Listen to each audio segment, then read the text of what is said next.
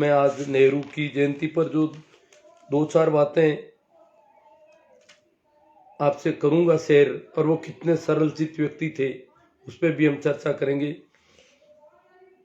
मतलब कितने साफ दिल थे हमारे पहले प्रधानमंत्री, बहुत बड़ी बात है। इतने साफ दिल, लगता नहीं कि वो कोई राजनेता थे। राजनेता उसके बाद इस देश की राजनीति में कूटनीति बहुत ज्यादा हो गई। स्वाधीनता संग्राम के दौरान कुल 9 बार जेल गए थे पंडित नेहरू। बहुत रईस घराने से आते हैं, ये सा बहुत प्रचारित है। हाँ, जरूर उनका परिवार धनाढ्य था। उनके पिता मोतीलाल नेहरू भी आजादी के आंदोलन में जेल गए थे कई बार। दूसरी बार जब नेहरू से मिलने गए थे तो वहां नेहरू मोतीलाल जी से मिलने, अपने पिता से मिलने गए थे, तब उन्हें पकड़ लिया था, वहां गिरफ्तार कर लिया था। तो आज सर्वाधिक 3259 दिन तक अंग्रेजी जेलों में सश्रम कारावास की सजा काटने वाले भारतीय प्रधानमंत्री नेहरू की जन्मतिथि है। शास्त्री, इंदिरा इत्यादि भी अंग्रेजी जेलों में रहने वाले भारतीय प्रधानमंत्री थे। शास्त्री भी बहुत लंबे समय तक, लगभग नेहरू से थोड़ा सा कम रहे, लंबे समय तक उन एक साथ ही लगभग ये जेलों में जाने शुरू हुए थे। और इतने लंबे समय तक अंग्रेजों की जेल, उनकी काल कोठरियां, जिन कोठरियों में शास्त्री रहे थे, नेहरू रहे थे, उनको आज अगर देखें तो बड़ा अचंभा होता है कि इतने, नेहरू तो बहुत समृद्ध परिवार थे, फिर भी इन्होंने गांधी के संपर्क में आकर के आजादी के संघर्ष का रास्ता चुना, जेलों में जाना स्वीकार किया। देश को आजाद कराना बहुत बड़ा उद्देश्य था नेहरू का। और नेहरू के संपर्क में आने की वजह से गांधी के संपर्क में आने की वजह से पंडित नेहरू आजादी के आंदोलन में कूद गई। सबसे पहले असहयोग आंदोलन में पंडित नेहरू गिरफ्तार हुए। बड़ा आंदोलन था देश का, रोलेट एक्ट के बाद आया था। उन्हीं दिनों लाल बहादुर शास्त्री भी गिरफ्तार हो गए थे, परंतु वो कुछ उम्र में कम थे, नाबालिग थे, इसलिए उनको छोड़ना पड़ा। इस प्रकार कुल 9 बार अंग्रेजों की जेल में पकड़े गए नेहरू, और 3259 दिन तक, लगभग 9 साल तक, 9 साल का समय अवधि उन्होंने जेल में काटी। जो हम नेहरू की प्रसिद्ध पुस्तक विश्व इतिहास की झलक, ग्लिम्पस ऑफ वर्ल्ड हिस्ट्री, ये पुस्तक नेहरू ने कोई पुस्तक के हिसाब से नहीं लिखी। ये पुस्तक बनी पिता के पत्र पुत्री के नाम। जेलों में रहे नेहरू ने, जेलों में रहते समय अपनी बेटी को जो खत लिखे और उनसे जो पुस्तक बनी, उसका नाम है विश्व इतिहास की झलक। मूलतः अंग्रेजी में लिखे गए पत्र थे और उसका हिंदी अनुवाद भी बहुत प्यारा है। इतनी अच्छी इतिहास की उनकी पकड़, इतना अच्छा लेखन उन्होंने अपनी बेटी के लिए लिखे थे कि बेटी को पता चले कि इतिहास की घटनाएं किस प्रकार व्यवस्थित प्रकार से कैसे हुई विश्व में। उन पर बहुत साफ और पेनी दृष्टि से लिखे गए पत्र हैं उनके। प्रसिद्ध पुस्तक है उनकी। दूसरी एक और पुस्तक है डिस्कवरी ऑफ इंडिया। तो नेहरू का जो पहला मंत्रिमंडल है, उसके लगभग सभी सदस्य अंग्रेजों की जेलों में रहे थे, उन कालकोठरियों में रहे थे। अब अभी की हमारी जेलों की स्थिति भी दयनीय है, तो कल्पना करो कि अंग्रेजों की जेलों में क्या कंडीशन थी। अकेले नेहरू नहीं, पूरा मंत्रिमंडल, लगभग मंत्रिमंडल के अधिकांश सदस्य अंग्रेजी जेलों में रहे थे। अब जो लोग उन दिनों अंग्रेजों की मुखबिरी कर रहे थे, उनके पक्षधर, जो अंग्रेजों के एजेंट बने घूमते थे, उनके पक्षधर आज नेहरू को गालियां निकाल रहे हैं, गांधी को नाले गालियां निकाल रहे हैं। बड़ी पीड़ा होती है। अंग्रेजों के जमाने में मेरे गांव के एक वयोवृद्ध व्यक्ति जो उम्र दराज थे, उनसे मेरी चर्चा होती थी। मैंने कहा आजादी के आंदोलन के समय उनको क्या कि एक बार कोई आकाशवाणी वाले आए और उनसे कहा कि आप स्वतंत्रता सेनानी हैं और आपको रेडियो पर प्रोग्राम देना है। उन्होंने कहा मैं स्वतंत्रता सेनानी नहीं, मैं भारतीय सेना में था। और वो भारतीय सेना उसमें इंग्लिश सरकार के अधीन थी, तो मैं तो उस सेना में था, एक तरह से अंग्रेजों के साथ था।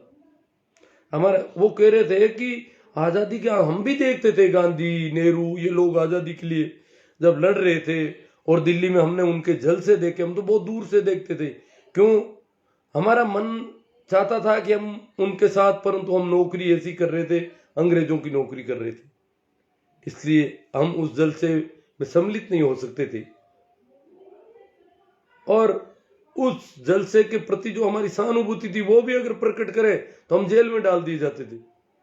जेल का सिस्टम बड़ा खतरनाक था। जो लोग ये मंदबुद्धि गोबरपुर कहते हैं गांधी और नेहरू अंग्रेजों से मिले हुए थे, उनको क्या जेल, कुछ जेल नहीं, जेल में सारी सुविधाएं थी, इनको पता नहीं है।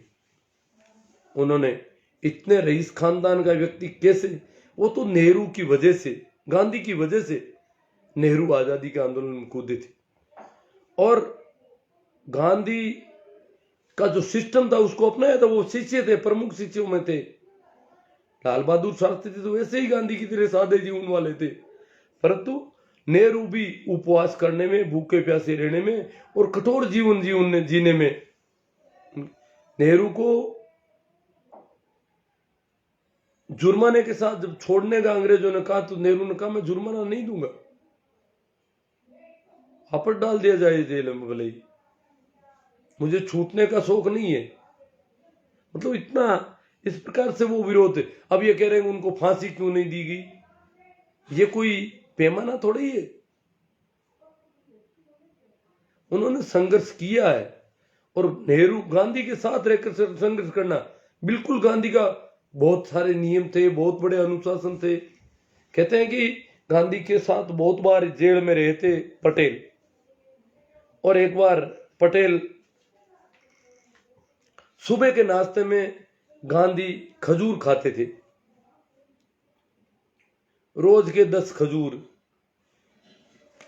भिगोते थे सरदार पटेल कि भाई गांधी सुबह का नाश्ता कर ले, दोपहर में जाकर के रोटी, तो वो भिगो करके वो गीले, भीगने के बाद गीले हो जाते थे, उनको खा लेते थे। तो एक दिन लगा, पटेल चाहते थे कि गांधी की सेहत गिर रही है, बहुत कम खाना खा रहे हैं जेल में रहते हुए, और थोड़े खजूर और भिगो दूं तो इनकी सेहत पर जो विपरीत असर पड़ रहा है वो बंद हो जाए और ये थोड़ा ठीक रहे, निरोग रहे। देश की आजादी के लिए बहुत महत्वपूर्ण व्यक्ति हैं। तो उन्होंने एक दिन 15 खजूर भिगो दिए कि सुबह थोड़ा इनका पेट ठीक भर जाए, तो इनके अंदर खून का संचरण ठीक हो। गांधी ने जब वो खजूर देखे प्लेट में, तो गांधी ने बुलाया पटेल को कि पटेल ये क्या कर दिया, ये खजूर कितने हैं, गिनो। पटेल ने कहा मां मैंने गिनकर ही डाले, 15 है। बोले इतने ज्यादा खजूर क्यों भिगोए आपने, जब 10 से काम चल रहा था तो 15 क्यों भिगोए, मेरा काम 10 से चल रहा था। उन्होंने कहा 10 और 15 में क्या फर्क है। पटेल ने कहा 10 और 15 में कोई बड़ा फर्क नहीं है, आपके जीवन के लिए अगर 5 खजूर रोज के ज्यादा हो तो गांधी की दृष्टि कुछ अलग तरह की थी। उन्होंने कहा 10 और 15 में कोई फर्क नहीं है, तो फिर 5 और 10 में क्या फर्क है। आज से 5 ही खजूर भिगोने हैं, कल से 5 खजूर ही भिगोए जाए, 5 से ही काम चल जाएगा। मतलब इस प्रकार की दृष्टि के व्यक्ति के साथ आंदोलन में रहना, संघर्ष करना, जेलों में यात्रा करनी और उस आंदोलन के अनुशासन से रहना, अहिंसा का भी नियम पालन करना, भूखे प्यासे संघर्ष करने की शक्ति के साथ सादगी से आंदोलन करना, और वो भी एक बहुत बड़े रईस घर के लोग। नेहरू के परिवार के लगभग सभी सदस्य अंग्रेजों की जेलों में रहे थे। उनको कोई अंग्रेजों की जेलों में कोई 5 स्टार सुविधाएं थी क्या हालत से? जो गोबर भक्त अक्सर बेवकूफी भरी बातें फैलाते हैं, उनके लिए है मेरी बात। तो जैसे इंदिरा गांधी बहुत बचपन में आंदोलन में साथ हो गई थी। सविनय अवज्ञा आंदोलन 1930 का, उस समय नेहरू कांग्रेस के अध्यक्ष थे। आपको पता होना चाहिए, रावी नदी के तट पर पूर्ण स्वराज्य का संकल्प उन्हीं दिनों लिया गया था कांग्रेस के अधिवेशन में, तो नेहरू की अध्यक्षता में 26 जनवरी 1930 को ही शायद है। उसके बाद वो 26 जनवरी का त्योहार स्वराज्य दिवस के रूप में मनाया जा रहा था। तो उन्हीं दिनों इंदिरा गांधी ने बाल चरखा संघ की स्थापना की थी, वानर सेना बनाई थी आजादी के आंदोलन के लिए। 1942 में इंदिरा गांधी पहली बार गिरफ्तार हुई, जेल में गई आजादी के आंदोलन में। तो इनके परिवार का एक एक सदस्य जेलों में रहा।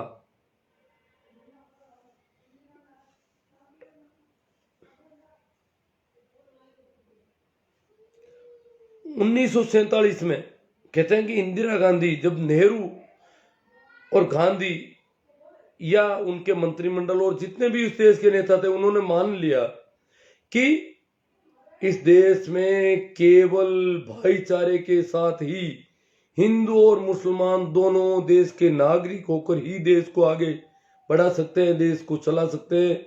इसके अन्यथा कोई दूसरा विकल्प नहीं है।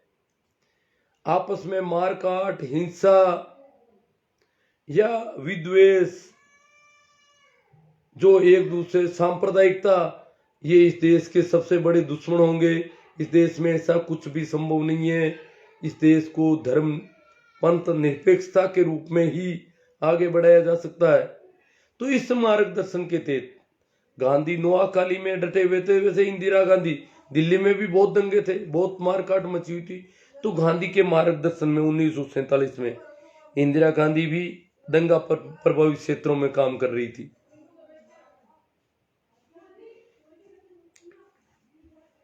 अब सवाल एक और है कि नेहरू और पटेल में से प्रधानमंत्री नेहरू कैसे बन गए? पहला प्रधानमंत्री पटेल को बनना चाहिए था, फिर नेहरू का कैसे नंबर आया? नेहरू और पटेल दोनों ही गांधी के पट शिष्य थे,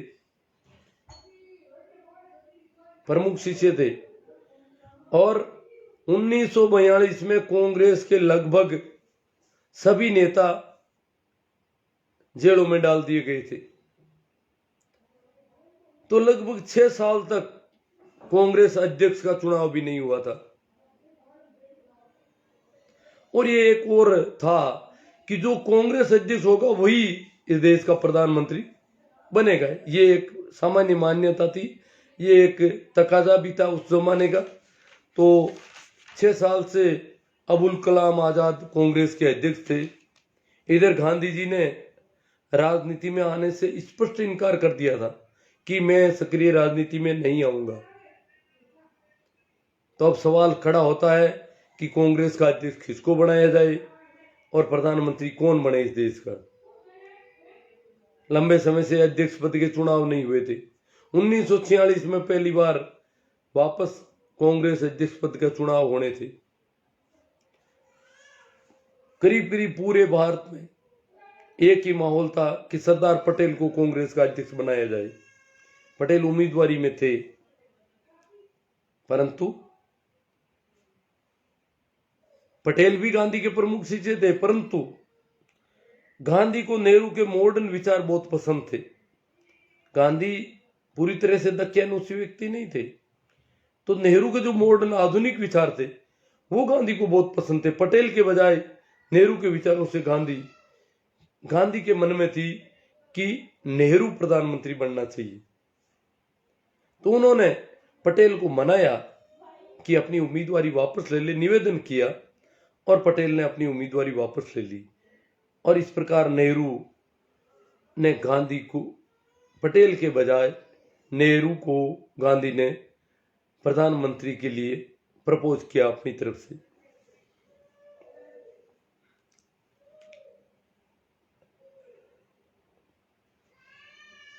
नेहरू की जो पुस्तक है डिस्कवरी ऑफ इंडिया, उसमें भारत के बारे में बहुत शानदार परिभाषा है उनकी। भारत है क्या?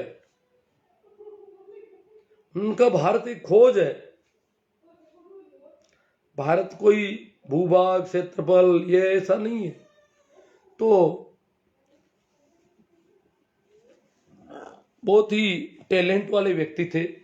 सादा जीवन उनका नेहरू की, गांधी की वजह से था। उनका बहुत जीवन सादा था। ये जो बेवकूफ फैला रहे ना, ये था वो था, उनके कपड़े वहां से धुल के आते थे, पेरिस से धुले हुए कपड़े ही पहनते थे। गांधी की तरह वो भी ज्यादा कपड़े रखने के पक्ष में नहीं थे, क्योंकि गांधी के सिद्धांतों पर चलने वाले लोगों में से थे।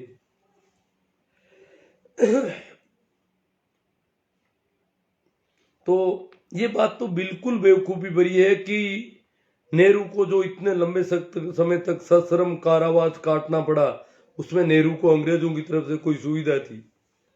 प्रमुख दुश्मन थे नेहरू तो अंग्रेजों के। संघर्ष में अग्रणी भूमिका में थे। लगभग 5-6 बार तो कांग्रेस के अध्यक्ष थे। और कांग्रेस ने के उस आंदोलन, देखो जितना आंदोलन हो सकता था इस देश में, वो उनका ही आंदोलन था जो अंग्रेजों को यहां से बाहर खदेड़ने के लिए था।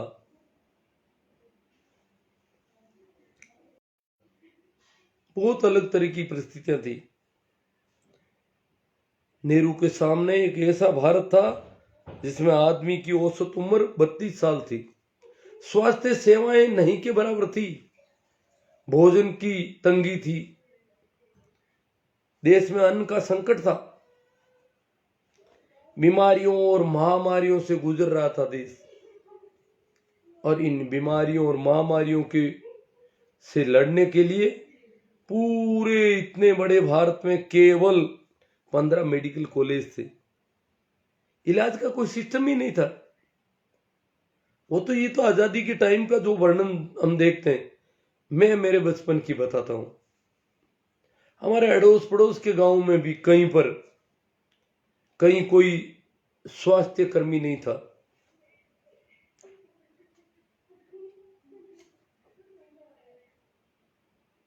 टेबलेट जैसी चीज हमने बचपन में देखी नहीं थी। वो तो बाद में धीरे धीरे गांवों में जब स्वास्थ्य कर्मी आए, हाँ, स्वास्थ्य कर्मी के नाम से या सरकार के स्वास्थ्य विभाग के नाम से हमने एक ही देखा था, चेचक के वैक्सीनेशन वर्कर गांवों में आते थे। वो सिर्फ उस महामारी को समाप्त करने का प्रयास था। बहुत बड़ी महामारी से जूझ रहा था ये देश। ये तो मैं जब की बात कर रहा हूं, उस समय तो इंदिरा गांधी थी प्रधानमंत्री भी। मेरा जन्म लाल बहादुर शास्त्री के प्रधानमंत्री काल में हुआ, तो उसके बाद जब मैं समझने लगा, उस समय तो देश की प्रधानमंत्री थोड़ा बहुत समझने लगा इंदिरा गांधी। उस समय भी इनका संकट था। खाने के लिए ऐसे ऐसे बीज आते थे, अनाज, बाजरी, गेहूं, या ये नहीं, एक लाल लाल कलर का अमेरिका द्वारा आया हुआ, वहां के शायद पशु भी नहीं खाते होंगे, वैसा कुछ था जिससे पेट भर के लोग जिंदा रह रहे थे। बड़े अकाल पड़ रहे थे। अकाल में लाखों लोग मर रहे थे। महामारियों में लाखों लोग मर रहे थे देश में। तो ऐसी कंडीशन में भारत था। ये जो आज हम देख रहे हैं इतने भवन, उन्होंने नींव से इस देश को उठाया। आज अगर एक कोई स्कूल है, कोई अस्पताल है, उसमें एक नया वार्ड बनाना या कुछ और भी भवन बनाना, वो अलग चीज है। एक नींव से खड़ा करना पहली बार, उसके अड़ोस पड़ोस में और कुछ बनाना, ये अलग बात है। नींव से खड़ा करने में और उस गरीबी में, उस तंगी में अगर वो लोग घोटाले करते जैसा कि आज ये पूंजीपतियों से मिलकर कर रहे, तो क्या देश इस प्रकार आगे बढ़ जाता? 60 सालों में बहुत काम किया उन्होंने। और नेहरू पर सवाल खड़े करना तो बिल्कुल बेवकूफी भरी बात है। हाँ, इंदिरा कुछ थोड़ी अलग थी। नेहरू जैसा सरल चित्त व्यक्ति इस देश का प्रधानमंत्री रहा। राजनीति में ऐसे लोग संभावनाएं नहीं रहती, परंतु वे थे राजनीति में। बहुत सरल थे, सहज स्वभाव के व्यक्ति थे। कैसे इस देश को उठाए? अब जब मैं जब जवान हो रहा था उस समय भी हमने सीमेंट नहीं देखी थी कहीं, और जिला हेडक्वार्टर पर सीमेंट राशनिंग प्रणाली से सीमेंट ली जाती थी। बड़ी माताफोड़ी करके राशन से सीमेंट मिलती थी। एक आध बैग सीमेंट कहीं जरूरत होती तो राशनिंग प्रणाली से वो मिल पाती थी। इतनी हालत खस्ता थी देश की। अब मैं नेहरू कैसे सरल चित्त व्यक्ति है, कितने कैसे मासूम है, उस पर चर्चा करने के लिए ओशो और नेहरू के मिलन के संस्मरण सुनाऊंगा आपको।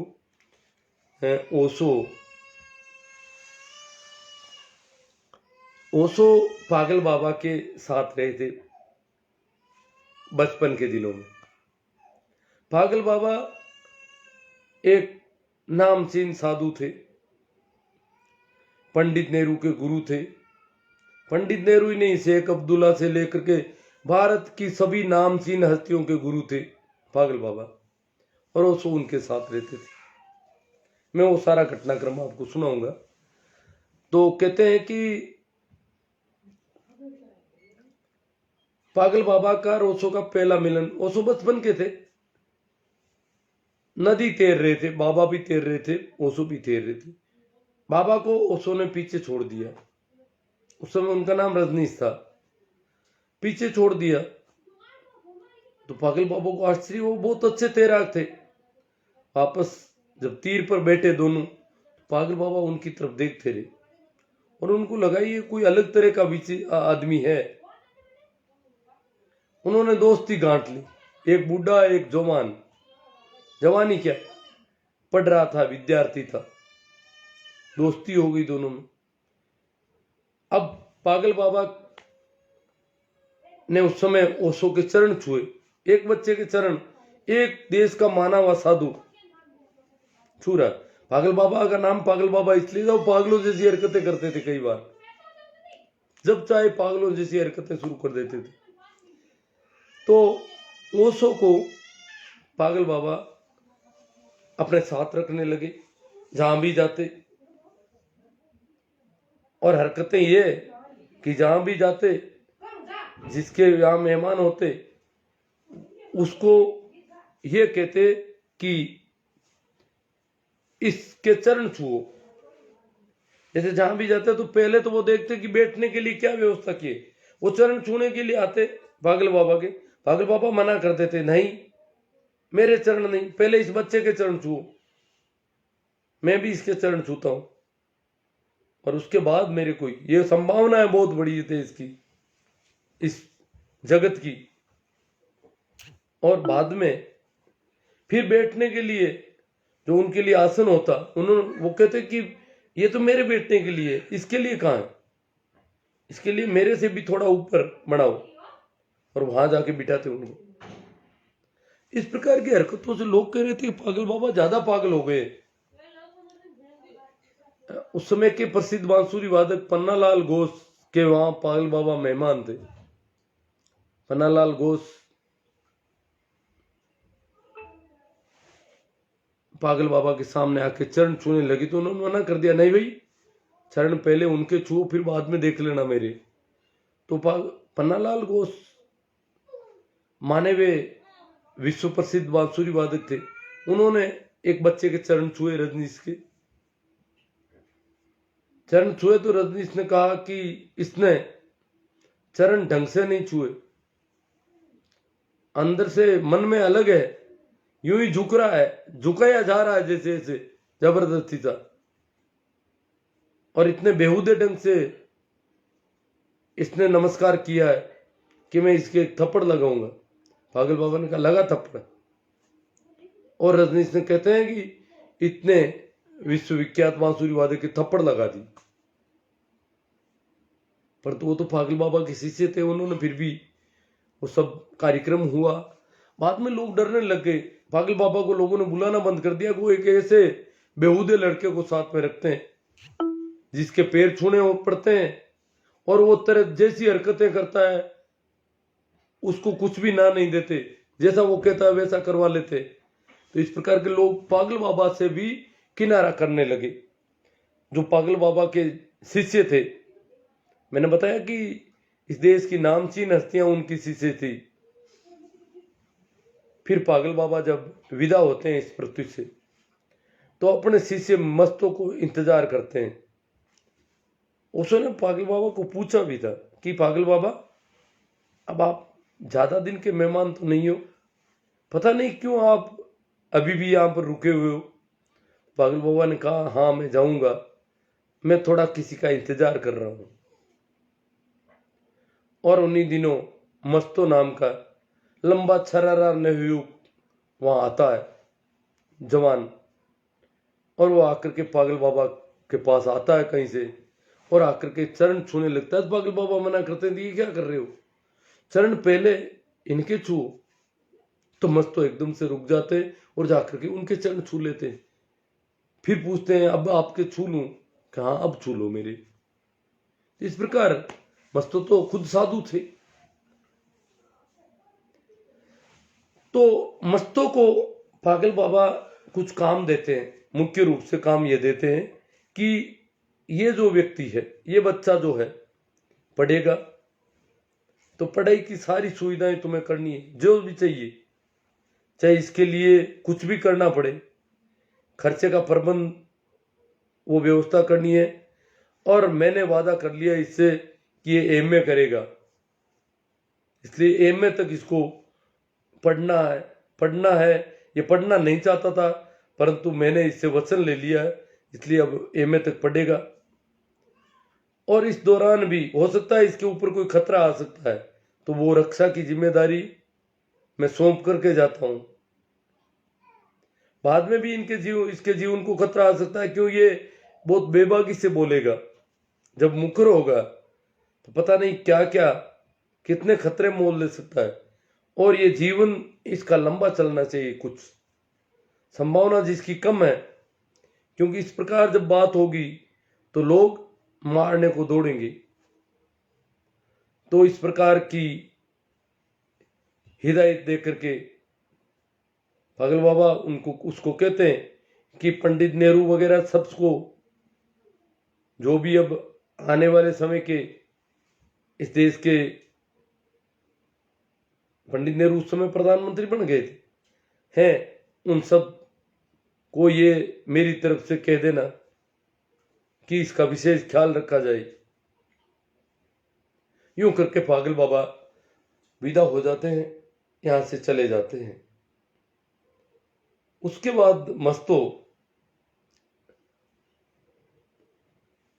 ओशो मस्तो को बड़ी उम्र के हिसाब से संबोधन कर रहे थे, तो मस्तो ने मना कर दिया, नहीं आप मुझे केवल मस्तो ही कहेंगे। ओशो ने कहा मस्त बाबा, तो कहा नहीं मस्त बाबा नहीं कहोगे, क्योंकि मेरे गुरु यहां से विदा हो गए, अब आप ही मेरे गुरु हैं, उन गुरु की जगह है आप। उम्र में छोटे थे। फिर मस्तों ने ओशो को कहा कि हम पंडित नेहरू से मिलने चलेंगे। कहते हैं कि जबलपुर से वो ट्रेन में बैठे और वो ट्रेन जयपुर आई, तो जयपुर उतरे थे वो लोग। ओशो अपने संबंध में ये बताते कि हम लोग जयपुर उतरे। जयपुर रेलवे स्टेशन से 13 किलोमीटर दूर एक पहाड़ी पर एक राजा का महल था, वहां हम मेहमान हुए उस दिन। जब उस राजा के महल में हम लोग गए तो राजा अगवानी करने आया और मस्तों के पैर छूने लगा, तो मस्तों ने मना कर दिया कि नहीं, पहले पैर इनके छुओ, पागल बाबा भी इनके पैर छूते थे। तो वो राजा जाकर के उस कम उम्र के युवक के पैर छूता है।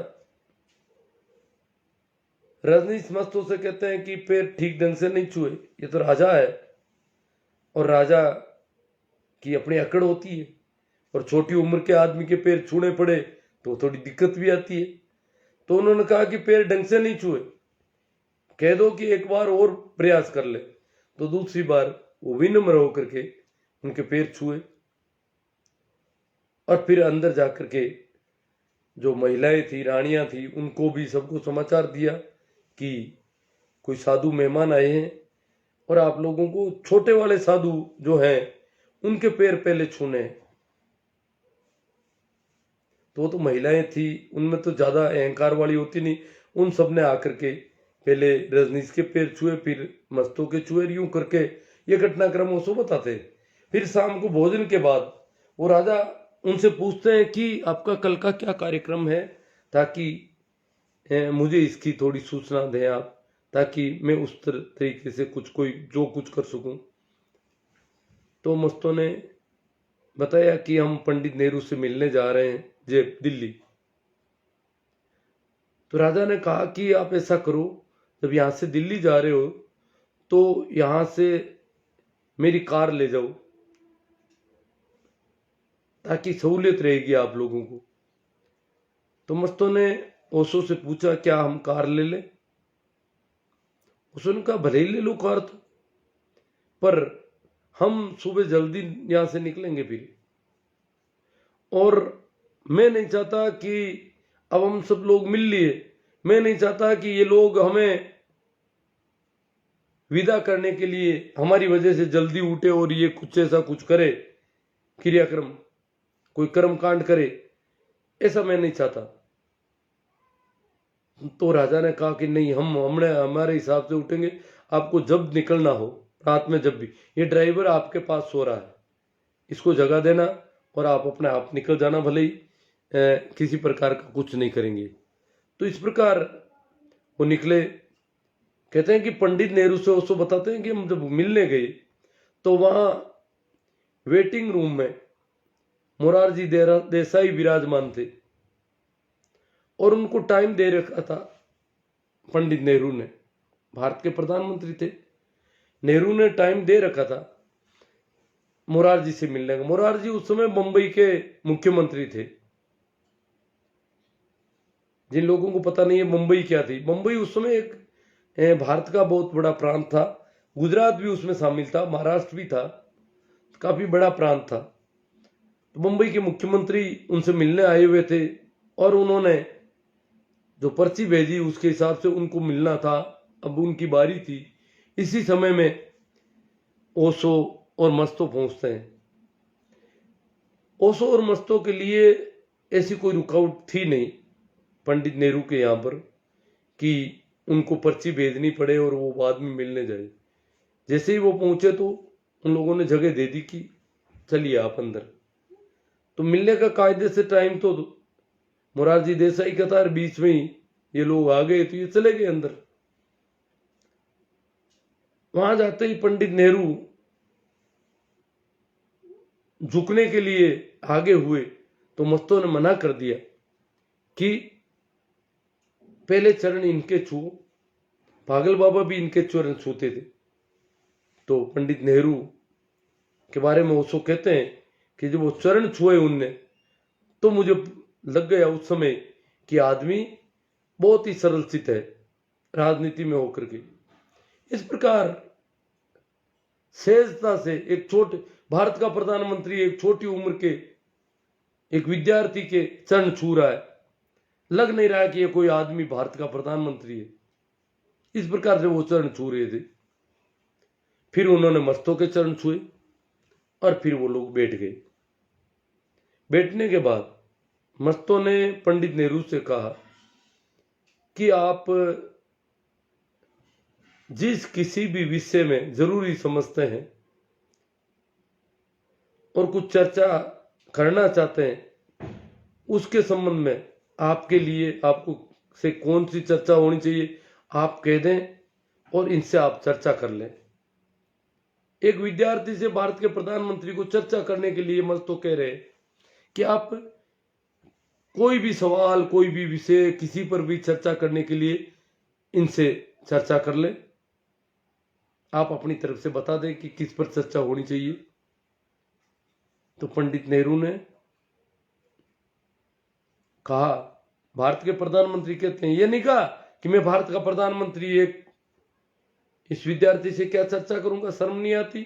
पर नहीं, पंडित नेहरू ने कहा कि आप मेरे लिए जो आपको ठीक लगता है, मेरे लिए क्या कहना चाहते हैं वो कह दे।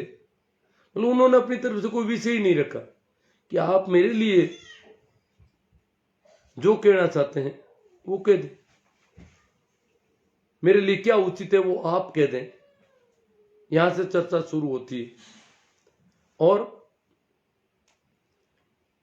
ओशो चर्चा कैसे शुरू करते हैं? ओशो कहते हैं कि पंडित नेहरू,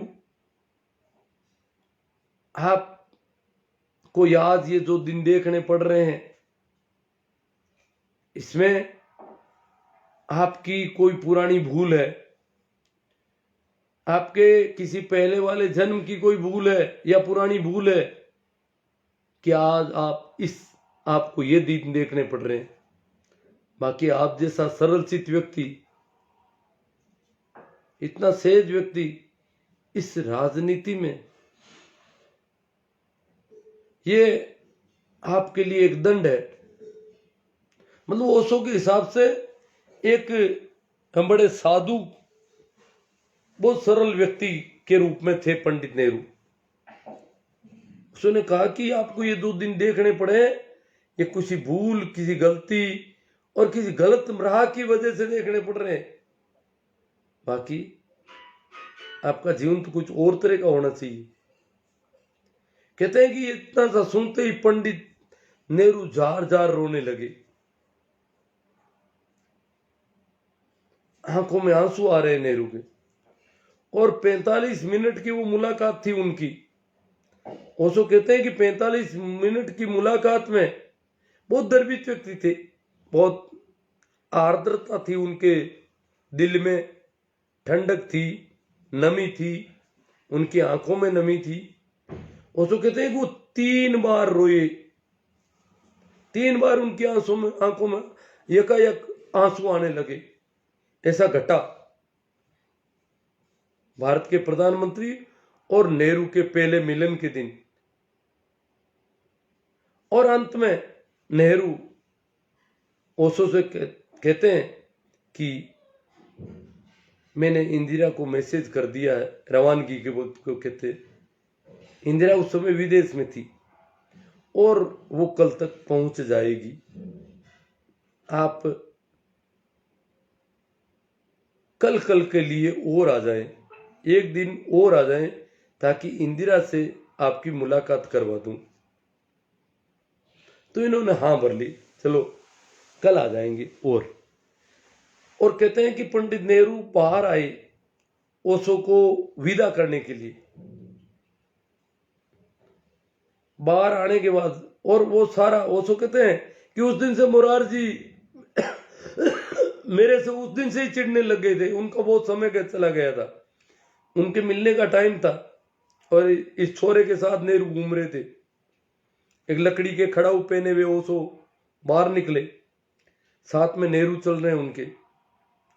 और जब वो गाड़ी में बैठने के बाद उन्होंने बात की कि कल के लिए आपको आना है, इंदिरा से थोड़ा मिलना हो जाए। और नेहरू ने खुद उनके कार का दरवाजा बंद किया और फिर नेहरू अंदर गए। कहते हैं कि ओशो और मस्तो दूसरे दिन भी गए, संयोग से इंदिरा नहीं आ सकी। पंडित नेहरू व्यथित थे, इस बात के लिए खेद प्रकट कर रहे थे कि इंदिरा नहीं आई है, आ नहीं पाई है, आ जाएगी पर अब तक नहीं आई है। और आपको मैंने एक दिन के लिए और कह रखा था, अब मैं तो नहीं कह सकता कि आपको कल और आना चाहिए। आपकी अपनी कोई सहूलियत हो, क्या हो,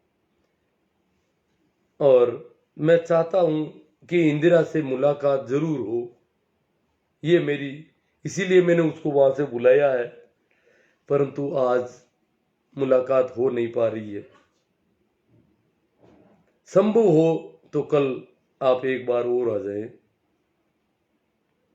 आज उस दिन फिरोज वहां पर थे, फिरोज और नेहरू की मुलाकात उस दिन हुई, और दूसरे दिन तीसरे दिन वापस गए तो उस समय इंदिरा की उनसे मुलाकात भी हुई। यह उस समय की बात है जब भारत के पहले प्रधानमंत्री एक विद्यार्थी से मिल रहे थे। तो इतने सरल चित्त सहज व्यक्ति थे, एक तरह से साधु की तरह थे पंडित नेहरू, और उनके बारे में ऐसी बेहूदी पोस्ट है जो ये मंदबुद्धि गोबर भक्ति, इनको कुछ पता नहीं, जो भी कचरा मिलता है फेंकते रहते हैं दिन भर कि नेहरू तो ऐसा था, नशेबाज था, नशेड़ी था। नेहरू गांधी के संपर्क की वजह से नेहरू भी भोजन की बहुत लिमिट थी, बहुत साधक थे, एक तरह से बहुत ही अनुशासित जीवन। गांधी के साथ काम करना कोई छोटी बात नहीं है, गांधी की तरह का अनुशासन पालन करना पड़ता है। गांधी के बहुत अनुशासन थे, बहुत नियम थे। पटेल भी उनमें रगे थे, शास्त्री भी थे, बहुत सारे लोग लोग तो जो उनके मंत्रिमंडल में थे वो गांधी के साथ आंदोलन में थे। अब मैं कुछ आपके तरफ से जो आ रहे हैं उन पर चर्चा करूं, कमेंट पर चर्चा करूं। तुलसाराम जी मेघवाल, चौधरी सरवण सिंह जी, राहुल जी चौधरी, इकबाल जी, आर के सिंह जी भाकर, महेंद्र जी चौधरी, रामकिशोर जी पिरडोदा, सुभाष जी जलवाणिया। इन्होंने, रामकिशोर जी ने कहा कि अपने विचार बताइए। मैं तो विचार तो लगभग अपने ही बता रहा था। पंडित नेहरू, ये कौन है? सागरदान जी बारट कह रहे हैं कि पंडित नेहरू के जन्मदिन पर बाल दिवस क्यों मनाते हैं, आज इस पर चर्चा करें। पंडित नेहरू बच्चों में बहुत लोकप्रिय थे, बहुत प्यारे, बच्चों से, बिल्कुल बच्चों जैसे थे, खुद ही बच्चों की तरह ही थे, और बच्चों से विशेष लगाव था, चाहे कहीं भी जाते थे। ये नहीं है कि मैं भारत का प्रधानमंत्री हूं, छोटे बच्चों के साथ घुल मिल जाते थे पूरे, और उन्हें बच्चों से, क्योंकि वो बच्चों की तरह ही मासूम थे, पर अपनी मासूमियत की वजह से वो बच्चों से ज्यादा उनका लगाव था, इसलिए वो चाचा नेहरू के नाम से प्रसिद्ध हुए। बच्चों के, देश भर के बच्चों में, दुनिया भर में नाम भी जाते, बच्चों से विशेष रूप से मिलते, तो इसलिए बाल दिवस उनका जन्मदिन मनाया जा रहा है।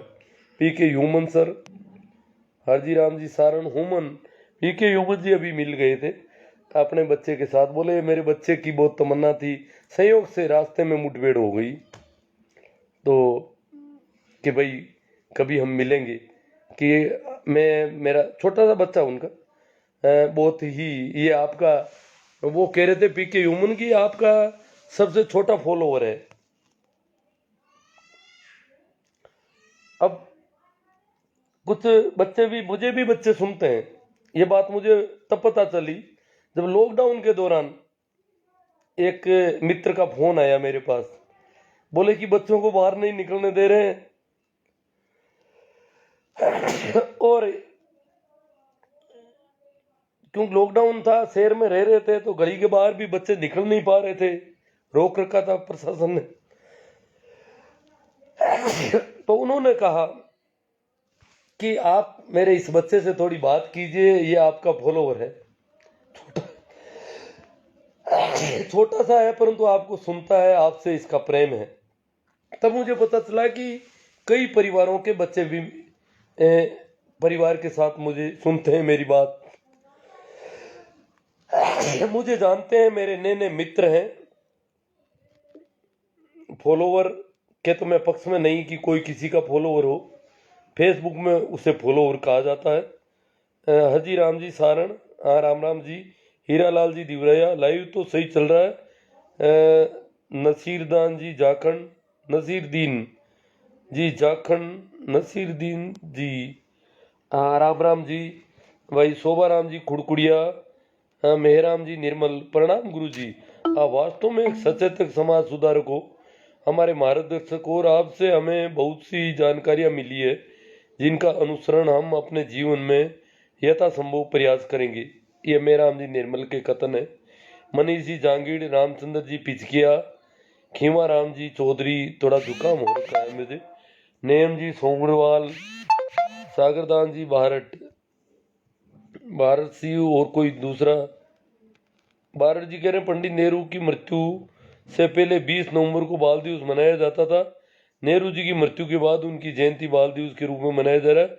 उसकी तारीख चेंज करने की बात हो रही है, तो लोगों में गुस्सा क्यों? तारीख चेंज क्यों करनी है?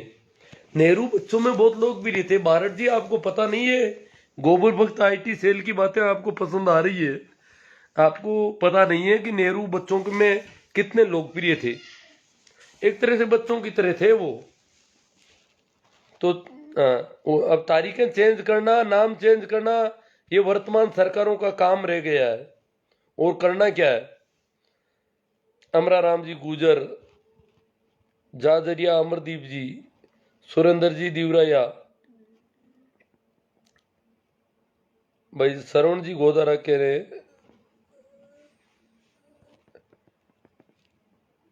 सवाल नोट किया जाए बॉस। अब श्रवण जी सवाल मेरे सामने आएगा तो जरूर आपके सवाल पर चर्चा करूंगा, क्यों नहीं करूंगा, इसीलिए तो मैं हूं आपके सामने। अब संयोग से क्या, टेक्निकल कारणों से कई सवाल आते नहीं सामने, बाकी मैं छोड़ता तो किसी को नहीं हूं। राम रतन जी मंडा, जसराज जी दुगेसर, सीताराम जी गोदारा, राकेश जी खोकर, बीरा राजस्थानी जी, राजेंद्र कुमार जी गुरु जी, मैं आपका बहुत सम्मान करता हूं राजेंद्र कुमार जी, और आपसे अनुरोध करता हूं कि ऐसे समाज को मार्गदर्शन देते रहो, लेकिन मोदी को सपोर्ट करो। अच्छा काम करते हैं, लेकिन पूरी बीजेपी उनके अनुसार नहीं चल रही है। मैंने मोदी का काफी सपोर्ट किया, मुझे भी काफी संभावना थी। देखो मोदी जो है वो एक ऐसे व्यक्ति हैं जो अपने, उनकी पूरी टीम, उनके पूरे प्रशासन, पूरे वोटर, पूरे फॉलोअर, एक तरह से देखा जाए तो गांधी के विरोधी है, नेहरू के विरोधी है, एक तरह से देश के दुश्मन है। परंतु मोदी ने कभी गांधी को बुरा नहीं बताया। वो एक तरह से गांधी के रास्ते पर चलने की बात कर रहे हैं। नेहरू के बारे में भी मोदी बोले नहीं, हालांकि वो माँ बेटे की सरकार या पीढ़ियों से पीढ़ी दर चल रही सरकार ऐसी कुछ बातें कर रहे हैं, परंतु नेहरू के बारे में शायद हाँ, वो जब कहते हैं कि 60 साल में कुछ नहीं हुआ, तो एक तरह से नेहरू की बुराई कर रहे हैं वो सीधी सीधी। परंतु खैर वो उनकी राजनीति, वो राजनीतिक व्यक्ति है। नेहरू की तरह सीधे साधे आदमी तो मोदी है नहीं, सरल चित व्यक्ति नहीं है। भले ही वो गांधी के चश्मे का उपयोग करते हो, गांधी की बातें करते हो, पर वैसे वो नहीं निकले कसौटी पर जब हमने देखा उनको। और फिर आजकल जो किसानों के साथ जो अकड़, जो अनदेखी, जो हिटलर शाही, जो तानाशाही, जो नादिर शाही मोदी कर रहे हैं, उनका सपोर्ट कोई भला आदमी कर सकता है? राजेंद्र कुमार जी थोड़ा विचार करो इस बात पे कि वो क्या कर रहे हैं। अभी एक संवैधानिक तरीके से हो रहे आंदोलन की अनदेखी कर रहे हैं, उसकी सुनवाई नहीं कर रहे हैं। कोर्ट तक ने उनको खूब लताड़ा है इस मामले में। इतनी जिद, इतना अहंकार, इतना घमंड, ये आप जैसे लोगों की वजह से उनमें, कि बहुत सारे ऐसे लोग हैं जो मुझे नहीं छोड़ेंगे चाहे मैं कुछ भी गलत करूंगा। बाकी प्रजातंत्र का तकाजा है कि अगर जनता कुछ बात कर रही है तो जनता से बातचीत की जाए और उनकी बात को माना जाए, सुना जाए। राजेंद्र कुमार जी कह रहे हैं गुरु आप जयपुर आओ तो बताना, मैं आपसे मिलना चाहता हूं। राजेंद्र कुमार जी, आप जब ये कोरा मोदी का सपोर्ट यार इतने बेवकूफी की बातें कर रहे हो, तो मुझसे क्या मिलोगे? ऐसे ही लोगों से मिलते रहो जो मंदबुद्धि है, जो गोबर भक्त हैं, जो आईटी सेल से प्रभावित रहे। मुझसे मिलकर क्यों अपना समय खराब कर रहे हो? और मेरा कर रहे हो। और वैसे भी मुझे आज भी कोई मित्र मिलने आए थे कहीं से, जब मुझसे मिलते हैं तो पता चलता है कि मैं कानों से कितना बहरा हूं, बातचीत ढंग से हो ही नहीं पाती है। यहाँ तो मैं एक तरफा बोलता हूँ तो चल जाता है। यहाँ तो कैलाश जी सोऊ, जगदीश जी सोऊ, कैलाश जी शानदार बात गुरुजी। हाँ बीरा राजस्थानी जी, आप कुछ दिन और गुरुजी से जुड़े रहो, फिर आप खुद समझ जाओगे कि गुरुजी को मोदी का समर्थन करना है या नहीं। हाँ शायद राजेंद्र जी के लिए इन्होंने कहा है कि आप कुछ दिन और जुड़े रहो इनसे, मेरे से, या मेरे पुराने वीडियो भी खूब है उनसे भी देखो। सर्व संत महापुरुषों की जय हो। राम पोमा राम जी बीरट, राम प्रसाद जी चरण, जैसा राम जी जानी, पंकज जी, जैसा राम जी की कोई बात याद आ गई, मैं तो भूल ही गया। इनके कोई व्यवस्था करनी थी, संयोग से इनका व्हाट्सएप मैसेज का जवाब भी नहीं दे पाया, और व्हाट्सएप मैसेज देख भी कम पाता हूँ। और जिन लोगों को मैंने व्यवस्था के लिए कह रखा था उन्होंने कोई व्यवस्था नहीं की। हाँ हाँ जवाब नहीं दिया, जैसा राम जी कह दिया कि एक छोटा सा काम का जवाब नहीं दिया। सही बात है, जवाब नहीं दिया था। जिन लोगों को मैंने कहा था कि भाई ऐसी कोई व्यवस्था करनी है, उनकी तरफ से जवाब अभी तक आया ही नहीं, कोई मतलब ही नहीं रहा। खैर उस बात का तो टाइम भी हो गया, अब तो आपने कोई व्यवस्था कर ली होगी उसके लिए। अब आपका नाम आया तो मुझे बात याद आई, और उनको 2-3 बार जब मैसेज किया, 2-3 बार कहा, उन्होंने कहा बताता हूँ, ये करते हैं, हम यहाँ कर देंगे, ऐसे कर देंगे।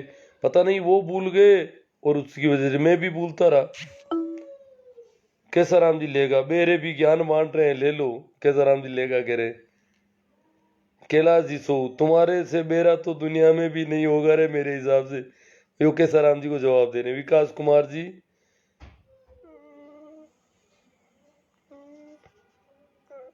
बीरा बीरा राजस्थानी, या इनके पिछले कई सारे वीडियो सुने।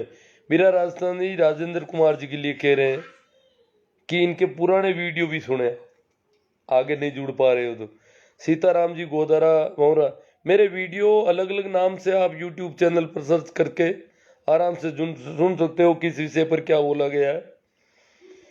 भंवरा राम जी, खिया राम जी बेनीवाल, राम प्रसाद जी चौधरी, भंवरा राम जी पूनिया, जवाहरलाल नेहरू एक हिंदुस्तान की विलक्षण प्रतिभा थे। भंवरा राम जी पूनिया कह रहे। मैं ये नहीं कह रहा हूँ कि आप कांग्रेस को वोट दो, मैं ये कह रहा हूँ कि नेहरू कुछ बहुत ही अलग तरह के प्रधानमंत्री थे इस देश के। खियाराम जी बेनीवाल, बहुत ही बढ़िया जानकारी दी मार साहब। मांगीलाल जी चौधरी, शोभाराम जी खुड़कुड़िया, निर्मला जी खुड़ीवाल, भंवरलाल जी गोदारा, रामसुख जी बीरट। अभी उन्होंने कहा कि मेरे सवाल का जवाब देना, पता नहीं उनका सवाल कहाँ खो जाता है। आखिरी कमेंट आ गए मेरे, तो मेरे सामने जब कोई चीज़ नहीं आ पाती है तो उसका वो एक कमेंट टेक्निकल कारणों से आते नहीं होंगे सारे। जिनको ऐसा कोई सवाल पूछना हो विशेष, भाई इसका जवाब आना चाहिए, वो उस सवाल को एक बार की बजाय 2-3 बार जैसे कॉपी कर लें, 2-3 बार बारी बारी से रिपीट करें तो शायद वो मेरे सामने आसानी से आ जाए। ये जो कमेंट अभी तक देखे हैं वो सारे आ रहे हैं, और उनका क्या सवाल था, किस पर वो मेरे से बात करवाना चाहते थे, वो मेरे सामने अभी भी नहीं आया। तो ठीक है, इतना कहकर मैं आपसे विदा लेता हूँ। धन्यवाद, प्रणाम, नमस्कार, राम राम। इसको शेयर करना नहीं भूलें। यूट्यूब चैनल पर भी मेरे वीडियो आपको ठीक लगे तो देखते रहें, और अपने मित्रों को भी शेयर करें जो बात आपको ठीक लगती है विभिन्न सोशल साइट के माध्यम से। आभार।